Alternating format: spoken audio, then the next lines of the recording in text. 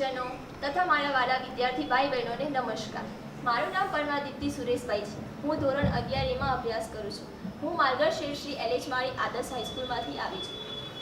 આજે ભવ્ય માનવ કાર્ડના નિયમ નંબર 19 વિશે હું તમને વાત કરીશ કે સ્ત્રી તરીકેની મર્યાદા સાચવી, ચુસ્ત તેમજ શિસ્ત, ચુસ્ત તેમજ મર્યાદા કપડાં નહીં પહેરવા. તો આજના સમયમાં વેસ્ટર્ન ડ્રેસ, બેલી ટોપ, ટૂંકા સ્કર્ટ આ બધું જ આપણા મનમાં અને સામેવાળી વ્યક્તિના મનમાં અમુક ખાસ પ્રકારના વિચારો જન્માવે છે. સ્પષ્ટ ભાષામાં કહું તો માનસિક બળજબરી કરે છે, માનસિક બળજબરી કરે છે. ખરેખર તો યૌવનને આમતી દીકરી જ્યારે વેસ્ટર્ન કપડાં પહેરીને ઘરની બહાર નીકળે છે ને, ત્યારે તેના પિતા પર કેવી મનોવ્યથા હોય છે ને તેનો આપણને કોઈને અંદાજો પણ નથી હોતો. એ વ્યથા તો મોત જેવી લાગે છે. પરંતુ માતા પિતા સાથે દલીલો કરતી આ દીકરીઓને જમાનાના હવાલા ઉડાડતી, ફ્રેન્ડોનું બહાનું રજૂ કરતી કે ફેશન કે કમ્ફર્ટના નામે હવાલા કરતી આ દીકરીઓને તેનો કોઈ ભાન જ નથી હોતો. ખરેખર સિંહ જેવો બાપ હોય ને ત્યારે પણ તે દીકરીના લગ્નને વિદાય વેળાએ રડી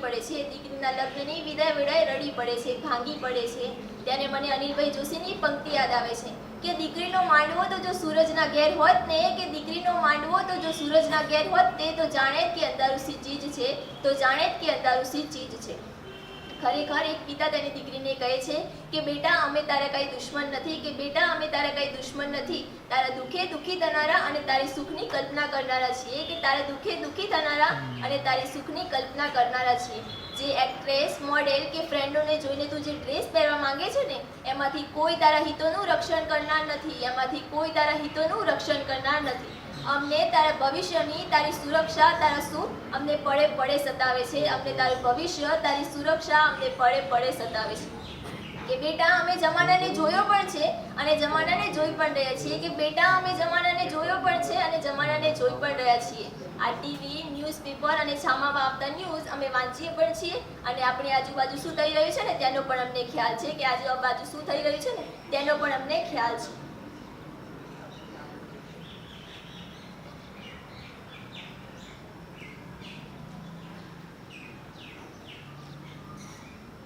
ખરેખર તો આજે દીકરીઓ ખૂબ જ અસ્તવ્યસ્ત કપડાં પહેરીને જોવા મળે છે.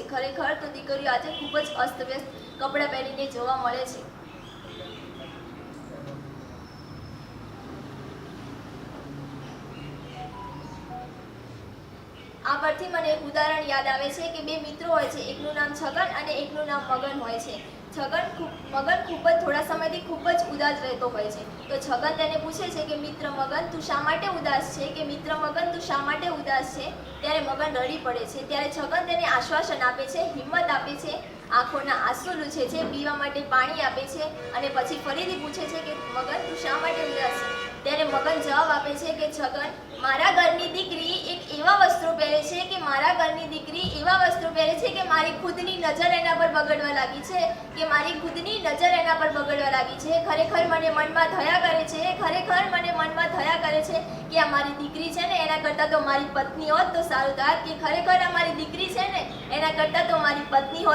થાત. ખરેખર આવા ઉદાહરણો અહીં ભારતમાં રજૂ થતા જોવા મળે છે.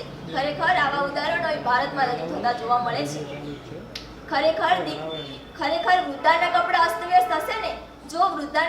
અસ્તવ્યસ્ત હશે ને તો ચાલશે, પરંતુ આ દીકરીઓ જો ઉગાડી છે ને તો ભયંકર જોખમ છે. એટલા માટે આપણી સંસ્કૃતિમાં સ્પષ્ટ કહ્યું છે કે દીકરીઓએ ચુસ્તપણે સંપૂર્ણ વેશ પહેરવો જોઈએ, કારણ કે આપણી ભારતીય સંસ્કૃતિના પહેરવેશમાં મર્યાદા છે, સુશીલતા છે, શરમ છે, સાંસ્કારિક છે, પારિવારિક અને સ્વસ્થ જીવન છે. એટલા માટે દીકરીઓને કહું છું કે સ્વસ્થ અને ચુસ્ત કપડાં પહેરો. અસ્તુ. જય હિન્દ.